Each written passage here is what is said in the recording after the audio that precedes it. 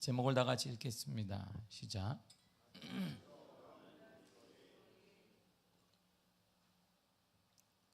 다윗 왕에 이어서 솔로몬이 예루살렘 성전을 지었습니다. 솔로몬 왕은 언약궤를 두기 위한 내소 즉 지성소를 금으로 다 입혔습니다. 이 지성소에 사용된 금이 600달란트라고 합니다. 금의 양이 약 2만 킬로그램입니다. 지금으로 봐도 어마어마한 액수입니다. 2만 킬로를 지성소에다 발랐어요. 그 외에도 수많은 금을 사용해서 성전 곳곳을 금으로 입혔습니다. 금으로 많은 기구들을 장식했습니다. 성경은 이렇게 말해요. 열왕기사 6장 21절과 22절입니다. 시작. 솔로몬이 정금으로 외소 안에 입히고 내소 앞에 금사슬로 건너지르고 내소를 금으로 입히고 온 성전을 금으로 입히기를 마치고 내소에 속한 제단을 전부를 금으로 입혔더라. 아멘. 보세요. 여러분들의 눈을 반짝이게 뭐예요? 금으로. 우리가 금을 좋아하거든요. 금 싫어하는 사람은 어디 있겠어요? 금값이 지금 막 치솟고 있는데 금으로 내소, 지성소 안에 있는 모든 것들을 금으로 입혔다. 그게 지성소 안에만 2만 킬로예요. 2만 킬로그램을 입혔고 곳곳을 다 금으로 입혔습니다. 언제 어디서나 금은 사람들이 가장 귀하게 여기는 것 중에 하나입니다. 지금도 금을 귀하게 여기는 것은 현찰과 똑같은 의미이기 때문입니다. 그래서 금을 딱 가지고 있으면 안 내놔요. 금으로 헌금한 사람 없잖아요, 여러분들도. 왜? 금보다 귀하다고 하지만 금은 빼놓고 우리는 찬양을 하고 있습니다. 그 귀한 것을 하나님의 성전에 사용했습니다. 뭘 의미할까요? 귀한 금으로 성전을 치장해서 성전의 가치가 금보다 낮다라는 걸 얘기해 주는 것입니다. 그렇게 건축하는 사람들 입장에서는 하나님의 금보다 귀한 것이구나, 성전이 금보다 귀하다, 이렇게 인식하게 하는 거야. 이스라엘 모든 백성들에게도 당신들이 귀하게 여기는 거 금이다, 여러분들 귀하게 여기는 금인데 금보다 하나님이 낫고 금보다 예배가 낫고 금보다 성전이 낫습니다. 그걸 상기시키는 거예요. 우리의 가장 귀한 것을 구약성경은 계속 말해줍니다. 금보다 귀한 게 뭐예요? 하나님. 금보다 귀한 게 하나님, 금보다 귀한 게 그리스도, 금보다 귀한 게 예배다, 이런 말이죠. 근데 이 금은 하나님을 사랑하는 사람들의 사랑과 헌신의 표현입니다. 금을 하나님보다 더 귀하게 여기는 한, 여러분들이 금을 하나님보다 귀하게 여기는 한 금으로 성전을 절대 치장할 수 없습니다. 여러분들이 금을 사랑하는 사람은 금을 절대 드릴 수 없습니다. 다윗의 모습을 보세요. 솔로몬의 아버지 다윗이 이렇게 했어요. 역대상 29장 3절입니다. 시작. 성전을 위하여 준비한 이 모든 것 외에도 내 마음이 내 하나님의 성전을 사모함으로 내가 사유한 은금으로 내 하나님의 성전을 위하여 드렸노니. 아멘. 보세요. 이스라엘 백성들이 가지고 있는 금, 헌금한 금뿐만 아니라 내가 개인적으로 갖고 있는 그 금과 은까지도 하나님의 성전을 위해서 다 드렸다라고 합니다. 금이 다윗에게도 중요한지 알아요. 때로는 우리가 금이 생명보다 귀하다고 사람들은 생각하는 사람들도 있습니다. 이 다윗은 그러나 나라의 뿐만 아니라 헌금한 뿐만 아니라 전쟁을 통해 얻어진 것뿐만 아니라 자신이 개인적으로 가지고 있던 그 금, 그것까지도 하나님을 위해 드렸습니다. 그렇다면 오늘날 그리스도의 몸이요, 눈에 보이지 않는 성전된 교회는 과연 무엇으로 장식해야 그 가치가 드러날까? 금으로 장식할까요? 그럼 다 가짜네. 이거 다 금으로 막 쳐버리면, 금으로 만약에 여기를 바른다 그러면 아마 문을 우리가 그냥 꽁꽁 막 닫아야 돼요. 아무도 못 들어오게. 왜? 평일날 들어가 금을 다 뜯어가니까. 세코미 문제가 아니라 전국에서 가장 유명한 보안 시스템을 하고 막, 응? 우리가 영화에서 본 것처럼 막 레이저도 싸가지고 레이저 걸리면 탁 뭐 이렇게 하고 이렇게 만들어야 될 것입니다. 성경은 말해요. 믿음이 금보다 귀하다라고 말합니다. 교회란 주님을 믿는 사람들의 공동체입니다. 믿음이 없이는 진정한 교회를 세울 수 없습니다. 믿음은 금보다 귀합니다. 아울러 가장 중요한 것은 그리스도의 공동체를 이 시대의 진정한 성전으로 만들기를 원한다면 여러분들이, 그리스도인들이 금빛처럼 반짝반짝 빛나는 아름다운 삶을 살아가야 합니다. 교회는 금같이 세상에 감나가는 것으로 장식하기 때문에 교회가 가치 있는 것이 아닙니다. 금이 아닌 믿음이고 믿음, 금이 아닌 주님일 때 가치가 드러나게 되고 있습니다. 교회의 가치는 화려하게 짓거나 금으로 짓거나 세상 재료로 가장 비싼 것으로 짓는다고 해서 교회 가치가 드러나는 게 아닙니다. 주님이 이 땅에 오셔서 보여주신 그 삶을 드러낼 때 교회의 가치가 있는 거예요. 자신을 죽는 자리까지 내어주신 그리스도의 삶을 실천하는 교회가 진정 금보다 귀한 교회입니다. 이제는 교회를 금으로 입힌다면 세상 사람들이 손가락질합니다. 오늘날 교회를 금으로 입히고 멋있는 대리석으로 교회를 치장하면 세상 사람들은 부러워하는 게 아니라 손가락질해. 손가락질.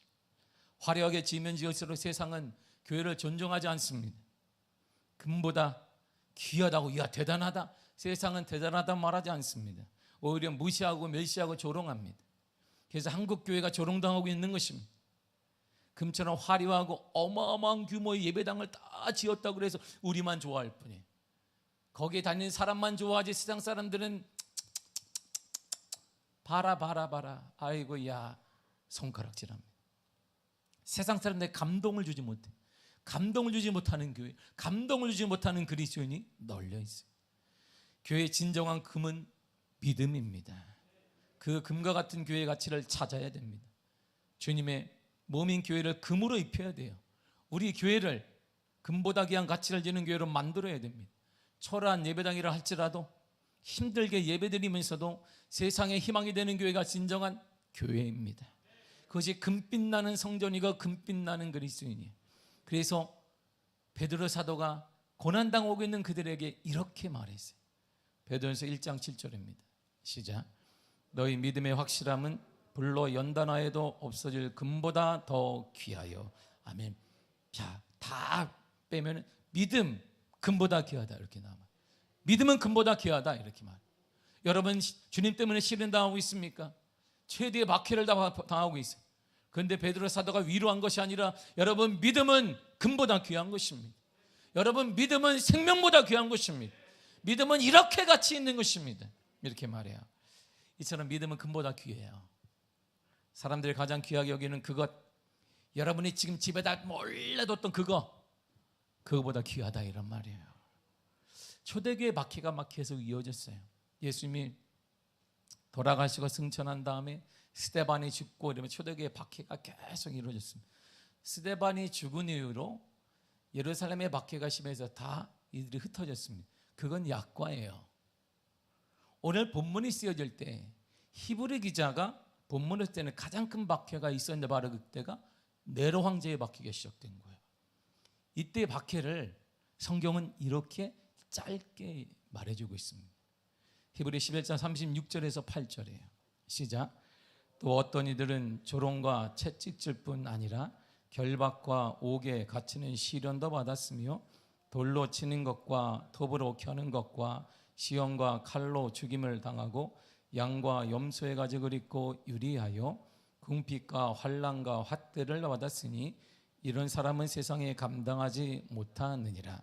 그들이 광야와 산과 동굴과 토굴에 유리하였느니라. 아멘. 보세요. 이들이 보세요.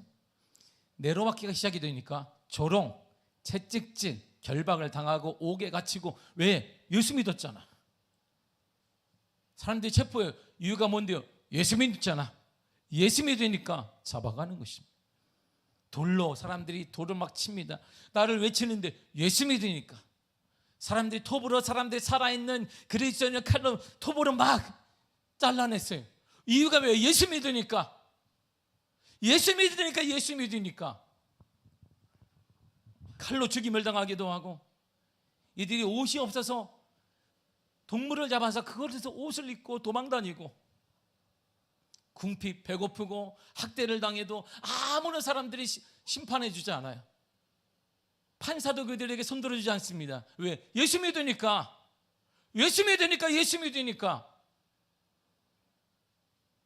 그들은 광야와 산과 동굴로, 그리고 저 밑에 토굴에 들어가는 순간 생명이 40세 이후로 살지 못하는데 그쪽으로 돌아갔어요. 왜? 예수 믿기 때문에.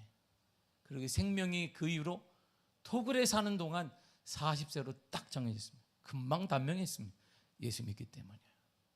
감당할 수 없는 고난, 감당할 수 어려움을 당했습니다. 왜? 믿음 때문에.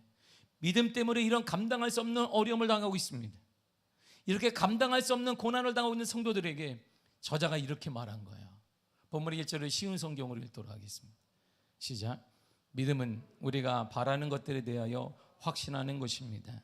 또한 보이지 않지만 그것이 사실임을 아는 것입니다. 아멘. 믿음은 바라는 것들에 대해 확신하는 것입니다. 벌써 이들이 감당할 수 없는 고난을 당하고 있습니다. 이들이 뭘 바랐겠어요?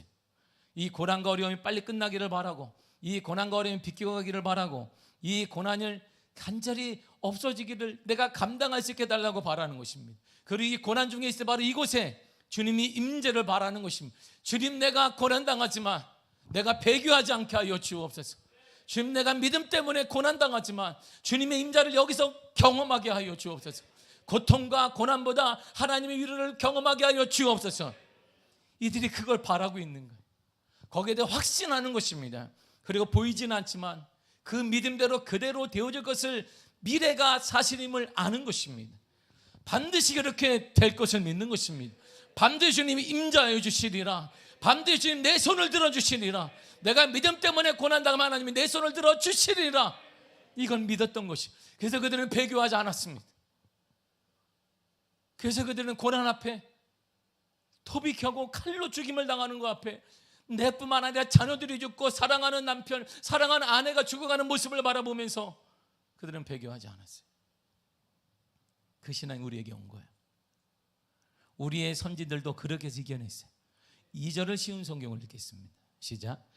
옛날 사람들도 믿음으로 인정받았습니다. 믿음으로 인정받았다는 거예요. 믿음으로. 누가 그랬는데요? 그러면서 11장에 나와요. 누가 그랬는지 아니? 아벨, 에녹, 노아, 아브라함, 이삭, 야곱, 요셉, 모세, 여호수아, 기생, 라합도 그랬다. 그리고 또 누가 그랬는데요? 또 이런 사람들도 그랬다네. 32절을 보겠습니다. 시작. 내가 무슨 말을 더 하리요? 기드온, 바락, 삼손, 입다, 다윗 및 사무엘과 선지자들의 일을 말하려면 내게 시간이 부족하리로다. 아멘. 시간이 부족하다. 선지들이 다 그렇게 살았어. 다 그렇게 살았다. 그래서 기록이 되었다. 그래서 믿음이 너희들에게 심겨진 거야. 이렇게 말해요. 이런 사람의 특징이 뭔데요? 특징을 사도 바울이 한 단어로 딱 한 사람을 샘플로 들어서 표현했습니다. 로마서 4장 18절입니다. 시작. 아브라함이 바랄 수 없는 중에 바라고 믿었으니. 아멘. 이거예요. 바랄 수 없는 중에 바랬다는 것입니다. 바랄 수 없는 상황이에요. 도저히 해결되지 않는 거예요. 이 고난이. 그때 바랬습니다. 이제는 끝이에요. 이 모든 거 이제 끝났습니다. 사업도 끝났습니다. 건강도 끝났습니다. 다 소용없습니다. 가정도 끝났습니다. 그 모든 사람들이 그 사람 그도 알고 나도 알고 다 압니다. 끝났습니다. 다 끝났는데 그 끝났다라고 그 상황 가운데 바랬다는 거예요. 그리고 그것을 믿었습니다. 고난, 어려움, 불가능, 능력 없이 인간의 한계 등등 이런 문제 앞에 이들은 바랬습니다. 누구에게? 예수 그리스도를 바랬습니다. 그것을 믿었습니다. 바로 이것이 바로 믿음인 것이에요. 믿음은 이런 거예요. 사도행전 3장 16절을 보겠습니다. 시작. 그 이름을 믿음으로 그 이름이 너희가 보고 아는 이 사람을 성하게 하였나니 예수로 말미암아 난 믿음이 너희 모든 사람 앞에서 이같이 완전히 낫게 하였느니라. 아멘. 자, 믿음이 뭐냐? 온전하게 하는 거야. 믿음은 온전한, 사람을 온전하게, 사업을 온전하게, 가정을 온전하게, 내 상태를 온전하게, 믿음은 온전하게 하는 거야. 믿음은 가정을 온전하게 돌리는 거야. 믿음은 사업체를 온전하게 돌리는 거야. 내 건강을 온전하게 돌리는 게 믿음이야. 그리고 믿음은 완전히 낫게 하는 거야. 완전히 낫게 하는 거야. 일회성이 아니라 완전히 낫는 거야. 또 맞고 또 상담하는 게 아니라 믿음은 한 번 믿음을 예수로 난 믿음은 완전히 낫게 하는 것이다. 이렇게 말해요. 이 세상 힘든 가운데 살아가는 우리들에게 주님이 우리에게 주신 선물이 있습니다. 세상을 정복하고 극복할 수 있는 힘을 주님이 주신 선물이 있어요. 요한에서 5장 4절입니다. 시작. 무릇 하나님께로 난 자마다 세상을 이기느니라. 세상을 이기는 승리는 이것이니 우리의 믿음이니라. 아멘. 세상을 이기는 건 다른 게 없어요. 여러분들이 이기는 다른 게 없습니다. 믿음이 이깁니다. 믿음이 이기. 그래서 믿음이 금보다 귀하다고 말하는 것입니다. 왜? 금으로는 해결할 수 없는 그 문제 믿음이 해결하는 것 때문에. 주님이 신 믿음에 해결할 줄 믿습니다. 여러분의 그 문제 주님이 해결할 줄 믿습니다. 이런 믿음을 가졌으니 당연히 바랄 수 없는 중에 더 바랬어요. 백세인데 어떻게 하들라 바랄 수 없는 중에 바랬습니다. 그리고 믿었습니다. 이런 금보다 귀한 믿음을 가졌으니 어떤 협박과 조롱과 타협에서 이들은 흔들리지 않았습니다. 근데 우리 현실을 보세요. 그들의 신앙의 우선이 우리들을 보란 말입니다. 2022년을 살고 있는 저와 여러분들을 보세요. 히브리 11장에 나오는 사람들, 지금까지 믿음의 사람들, 140년 전에 미개한 조선 땅에 복음이 전해졌고 그 복음을 받아들인 사람들은 바랄 수 없는 중에 바란 사람들이었어요. 그것도 의심 없이 당연한 것으로 믿었던 사람입니다. 이들의 모습을 보세요. 이들이 금보다 귀하게 여긴 믿음을 보세요. 믿음은 이런 거야. 히브리 11장 33절에서 35절입니다. 시작. 그들은 믿음으로 나라들을 이기기도 하며 의를 행하기도 하며 약속을 받기도 하며 사자들의 입을 막기도 하며 불의 세력을 멸하기도 하며 칼날을 피하기도 하며 연약한 가운데서 강하게 되기도 하며 전쟁에 용감하게 되어 이방 사람들의 진을 물리치기도 하며 여자들은 자기의 죽은 자들을 부활로 받아들이기도 하며 또 어떤 이들은 더 좋은 부활을 얻고자 하여 심한 고문을 받되 구차히 풀려나기를 원하지 아니하였으며. 아멘.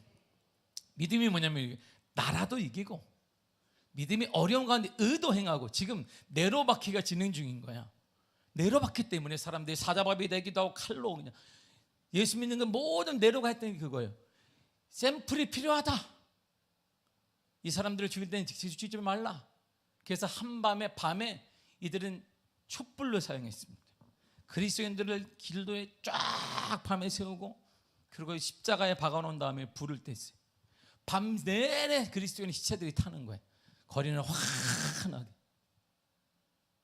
봐라, 예수 믿으면 나를 섬기자면 이렇게 되는 거야. 이런 시대예요. 히브리 기자가 쓴데. 그런데 이들은 뭐래? 나라도 이기고 그럼에도 의를 행하고 약속도 받고 사자들의 입도 막고 이러한 불의의 세력도 이기고 칼날도 피하며 강하게 되며 용감한 자가 되고 그리고 구차히 풀려나기를 원하지 않았다. 내가 자존심까지 버리며 믿음도 버리며 배교하지 않았다는 거야. 이들은 죽을지언정 주님께 주신 영적 자존심 잃지 않았습니다.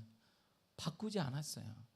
그래서 이들을 통해 오순절에 마가다라방에 성령이 내주하심으로 예루살렘에 갇혀있던 복음이 전 세계로 퍼졌고 505년 전에 종교개혁이 일어났으며 1907년에 평양 대부흥이 일어났습니다.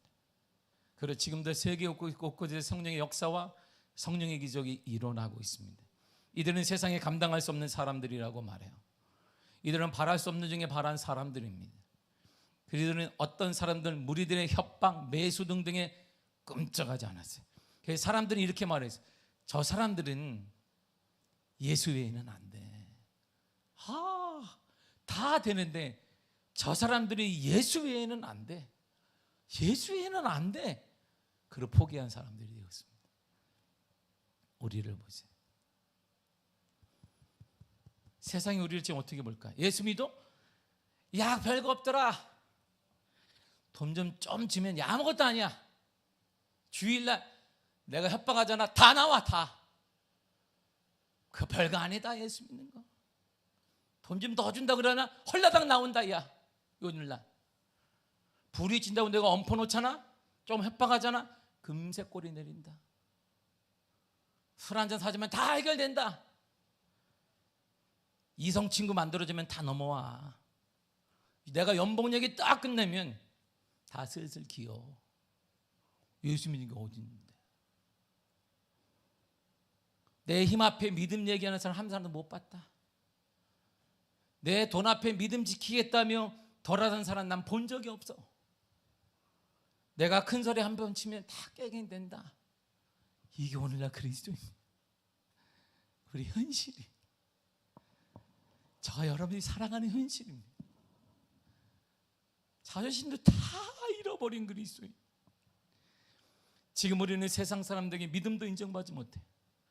그러나 더한 건 자존심도 없는 그리스도인이 되어버렸어요. 그래서 우리가 만만한 거예요.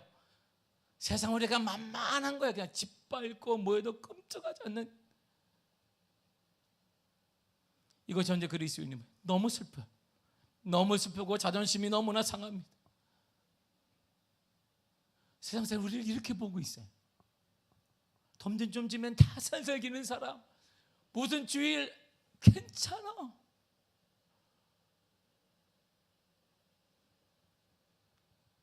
초대교회 성도들, 140년 전에 조국 땅의 믿음의 선진들은 협박, 위협, 조롱, 타협 등의 눈 하나 깜짝하지 않았습니다. 저 유명한 종교개혁자들의 무덤을 유럽에 가보세요. 무덤은 있는데 그 속에 시신은 아무도 없습니다. 찌밍글리, 가장 신학자 유명한 찌밍글리의 시신은 어디 있는지, 칼빈도 어디 있는지 몰라요. 이들은 이렇게 삶을 마감했어요. 주님께서 주신 믿음, 자존심을 지켜냈단 말입니다. 우리는 믿음도 자존심도 없는 사람이 되어버렸어요. 그래서 현재 교회가 껍데기만 남았다 그러는 거예요.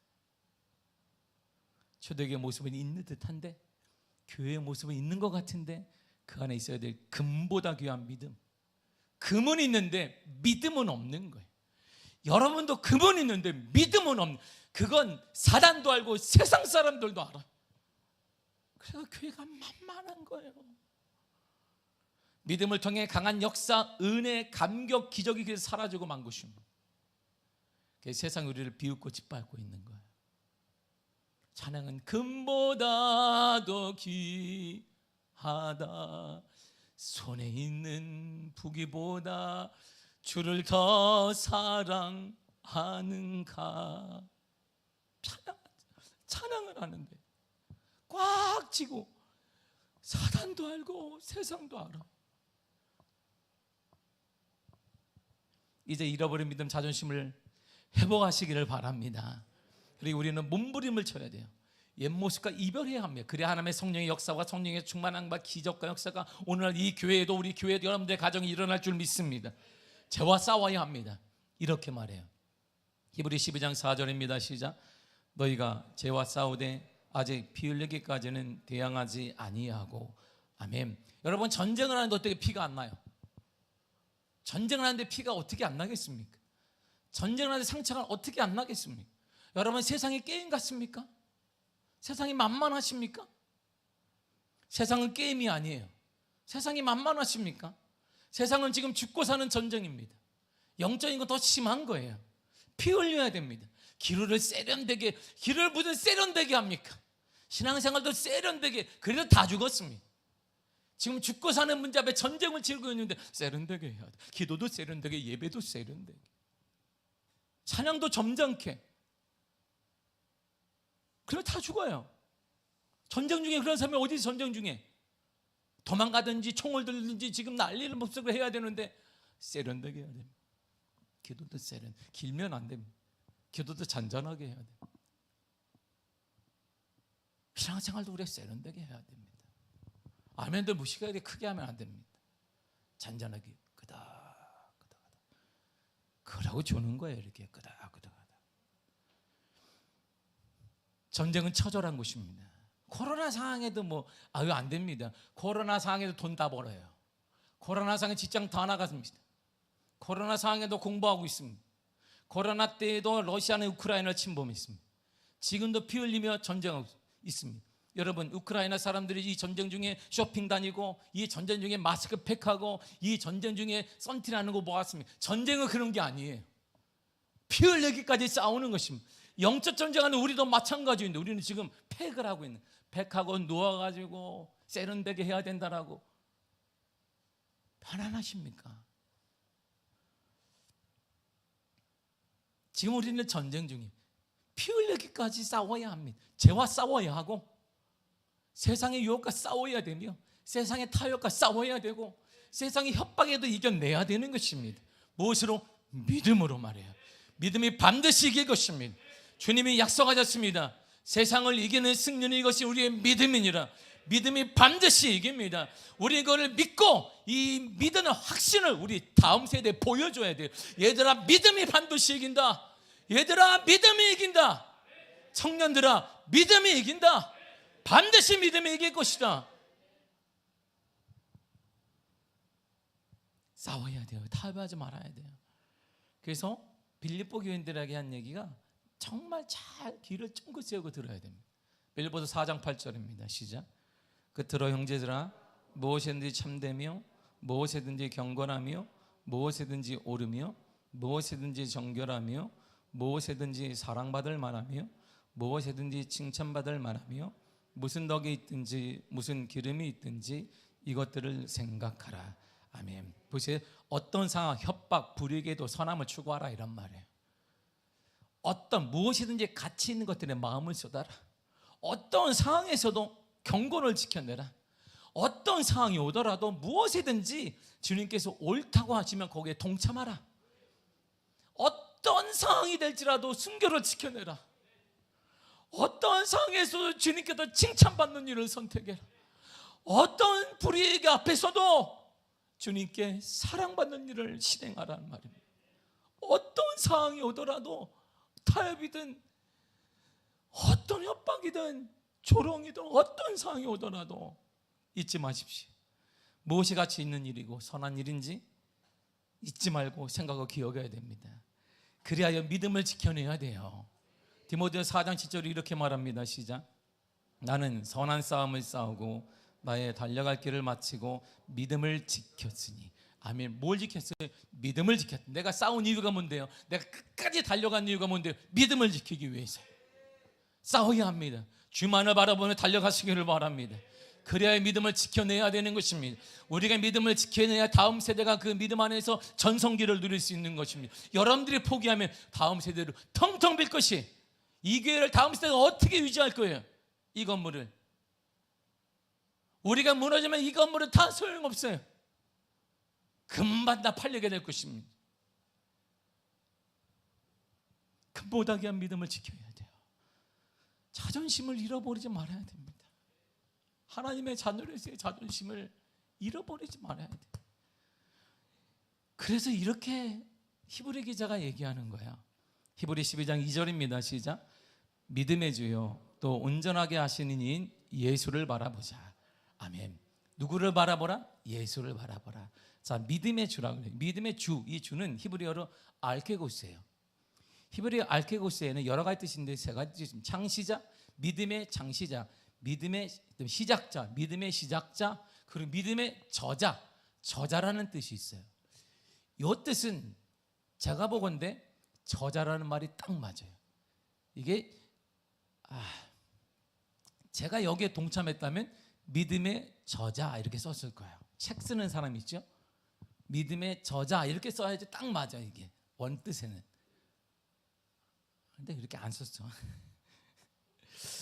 본문에 가장 가까운 건 저자라는 뜻이에요. 믿음의 저자. 저자가 하는 일이 뭘까요? 저자가 하는 일이 뭐예요? 책 쓰는 거지. 저자는 책 쓰는 거야. 지난 월요일에 국민일보 우리 교회 기사가 나왔어요. 인터뷰도 하고 내가 글을 써도 주기도 했어요. 기자는 편집인이고 저자는 저예요. 근데 먼저 이런 기사가 나온다고 했을 때 제가 그것을 삭제해라. 기자님 삭제해 주세요. 이거 추가해 주세요. 막 얘기했어요. 왜요? 내가 저자니까 가능한 거예요. 이처럼 저자는 삭제도 할 수 있고 추가도 할 수 있어요. 제가 여러 편의 논문을 썼습니다.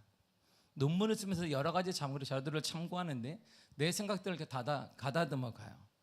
근데 논문을 거의 다 썼다가도 이거 삭제해야 되겠다. 이거 추가해야 되겠다. 내 마음대로요. 왜요? 내가 저자거든요. 다른 사람은 못해. 나만 할 수 있어요.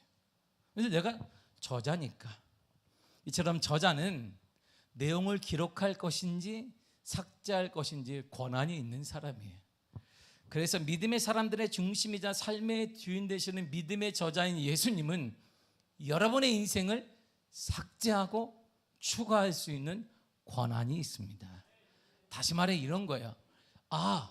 우리 김 지사님은 견딜 수 있을까? 이 시련을 견딜 수 있을 거야. 그러면 하나님이 기록하는 거야. 그 시련을 기록해요. 근데 집사님은 견딜 수 있을까? 없을 거야. 그러면 주님이 그 고난을 삭제해. 이렇게. 그거 다 누가 마음대로 믿음의 저자가 예수님이니까. 지금 당하는 그 고난 문제는 내 인생의 저자 되시는 예수님의 권한에 있는 거예요. 내가 감당할 수 없는 것은 주님이 삭제하세요. 내가 감당할 수 있는 것은 주님이 기록하십니다. 그래서 성경이 이런 이해를 가지고 있으면 이게 딱 이해가 돼요. 고린도서 10장 13절을 보세요. 시작.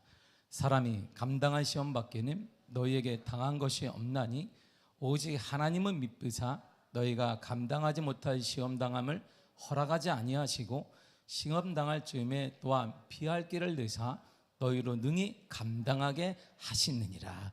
아멘. 자 보세요. 주님이 저자거든요. 내가 썼는데 감당 못하겠다. 그럼 바꿔. 주님이 쓰고지게. 이 장애물도 바꿔. 그리고 길이 막혔네. 그럼 저자가 써. 길을 또 만들어줘요. 이렇게. 바로 이 내용이에요. 우리가 감당할 수 없는데 당한 것이 감당할 시험에 당한 것이 없어. 주님이 저자니까 내 인생을 써나간단 말입니다. 뺄 거 빼고 추가할 거 계속 추가하시는 거예요. 믿음에는 저자가 있습니다. 믿음으로 사는 사람에게는 하나님의 저자가 있습니다. 나를 신뢰함으로 내 삶을 하나님이 기록하고 있습니다. 아직 마침표가 끝나지 않았습니다. 이야기가 끝나지 않았습니다. 그러므로 지금 멈출 때가 아닌 거예요. 여러분의 인생을 판단하지 말고 끝났다라고 말해서는 안 된단 말입니다. 주님이 충분히 다시 추가하실 것입니다. 여러분의 인생에 추가하실 거예요. 기록하여 주실 것입니다. 지금 인생이 끝난 게 아니에요. 예수님은 내 인생을 가지고 절대 장난치지 않습니다. 그분은 신실하신 분이에요.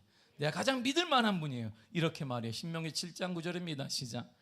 그런즉 너는 알라 오직 내 하나님 여호와는 하나님이시요 신실하신 하나님이시라. 아멘. 하나님은 신실한 분이에요. 하나님이 가장 믿을 수 있는 분이에요. 하나님은 거짓말하지 않는 분입니다. 하나님의 약속은 반드시 지키시는 분입니다.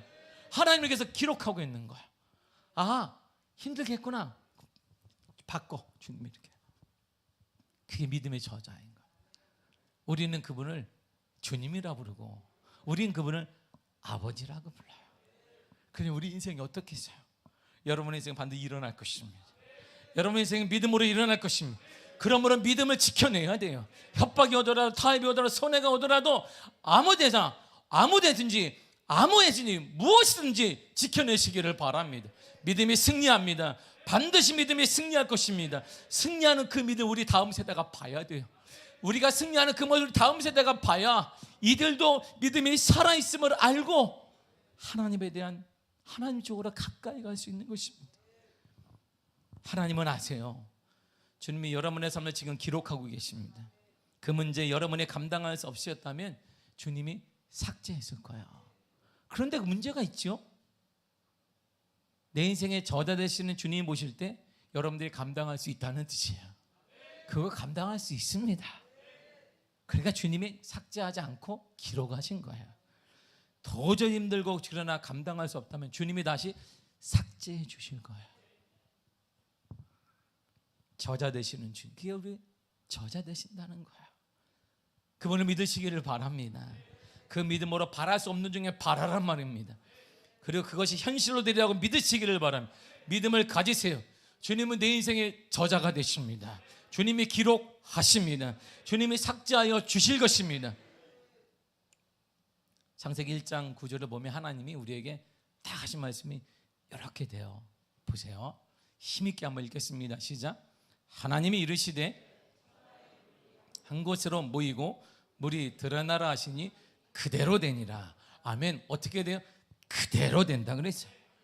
아무것도 없어. 불가능한 일이에요. 있을 수 없는 일. 근데 하나님이 말씀하시면 그대로 되니라 그랬어요. 그대로 됩니다. 우린 그거를 믿습니다. 우린 그대로 됨을 믿습니다. 우리 인생도 하나님이 말씀하신 그대로 될 것입니다. 하나님이 기록하신 그대로 될 것입니다. 하나님이 삭제하여 주시면 그대로 될 것입니다. 마가복음 11장 24절이에요. 시작. 그러므로 내가 너희에게 말하노니 무엇이든지 기도하고 구하는 것은 받은 줄로 믿으라. 그리하면 너희에게 그대로 되리라. 아멘. 보세요. 무엇이든지 기도하라. 그리고 믿으라 이랬어요. 기도하고 믿으라. 그러면 그대로 내리라 그랬습니다. 바랄 수 없는 중에 기도하란 말입니다. 바랄 수 없는 여러분의 가정이 회복되기를 기도하시고 여러분의 자녀들이 회복되기를 기도하시기를 바랍니다. 여러분들이 믿음으로 살기를 꿈꾸시기를 바랍니다. 그걸 기도하란 말이에요. 하나님, 나는 탈바하지 않을 것입니다. 불이익이 오더라도 이겨낼 것입니다. 주님의 길을, 나는 주님의 기쁨을 선택할 것입니다. 그럼 주님이 그대로 되는 역사를 허락하여 주실 것입니다. 하나님의 놀라운 역사잖아요. 왜요? 하나님이 저자가 됐어요. 하나님, 여러분들을 기록해 놓았어요. 감당할 수 있습니다. 여러분의 그 문제를 감당할 수 있어요. 사업을 할 때나 가정인 자녀 키우는 이 문제 감당할 수 있어요. 충분히 감당할 수 있습니다. 사도행전 27장 25절을 읽겠습니다. 시작. 그러므로 여러분이 안심하라. 나는 너에게 말씀하신 그대로 되리라고 하나님을 믿노라. 아멘. 사도 바울이 있어요. 나는 그대로 믿는다. 폭풍이 오더 유라굴라가 오더라도 다 난파가 되더라도 나는 믿는다. 뭘? 하나님의 말씀을 믿는다는 거야. 하나님의 말씀은 그대로 되는 거예요. 지금도 그대로 일어납니다. 지금도 그대로 됨을 믿습니다. 나는 하나님을 믿습니다. 그 하나님은 우리 인생의 저자예요. 여러분들의 저자, 믿음의 저자인 예수 그리스도를 바라보라 이렇게 했어요. 믿음의 저자이고 온전케 하시는 예수 그리스도를 바라보세요. 주님이 여러분들의 인생을 써가시고 계세요. 여러분들의 자녀를 위해 주님이 기록하셨습니다. 반드시 이루어 주실 것입니다. 그러므로 작은 불이익 앞에 자존심 버리지 마세요. 우리가 하나님의 자녀예요. 우리가 그리스도인입니다. 정말 자존심 상해요. 정말 자존심 상해요. 어느 때는 눈물이 나, 화가 얼마나 나는지 몰라요. 하나님, 너무 자존심이 상합니다. 세상 사람을 이렇게 취급받는 게 자존심이 상합니다. 이 땅의 창조주가 되시고 인생의 저자 되시는 그분을 섬기고 그분을 믿는 우리가 이렇게 취급받는 게 자존심 상합니다. 자존심을 잃지 마세요. 쓸데없는 자존심 때문에 싸우지 말고, 부부싸움 할 때 자존심 때문에 이런 자존심이 아닌 영적 자존심, 내가 하나님의 아들이라는 자존심, 내가 그리스도인이 되었다는 자존심, 예수님이 나 때문에 돌아가시고 내가 회복됐다는 자존심, 이 자존심을 작은 물질 앞에, 작은 것 앞에 잃어버리지 말란 말입니다. 작은 협박 앞에, 그것이 엄청 크다, 초대교회의 엄청난 핍박이라 할지라도 그들은 자존심을 지켜내세요. 영적 자존심을 지켜내시기를 바랍니다. 그러면 주님이 우리 인생을 제 2막으로 써내려가실 거예요. 기록하실 것입니다. 그분은 우리 인생의 저자가 되십니다. 여러분의 가정의 저자가 되세요. 우리 교회를 기가 막히게 사용하실 것이에요. 우리 교회를 써내려가실 것입니다. 우리 교회를 통해 다음 세대가 우리 교회를 통해 미자리에게 부릴 때 일어나는 역사가 임하게 될 것입니다. 왜? 그분이 저자이기 때문에요. 우리가 뭐 힘이 있다 없다 그건 중요한 거 아닙니다. 그분이 내 인생의 저자가 되시기 때문에 믿으세요. 그리고 바라십시오. 그러면 반드시 될 것입니다. 더 이상 자존심 땅에 떨어뜨리지 마세요. 협박 앞에, 손해 앞에 버리세요. 그것도. 그럼 주님이 인생을 새롭게 쓰실 거예요. 전혀 다른 인생으로 역사하실 것입니다. 놀라운 기적의 은혜가 나타날 것이에요. 이런 은혜가 여러분들의 삶에 넘쳐나게 되기를 간절히 축복합니다. 기도하겠습니다. 하나님 감사드립니다.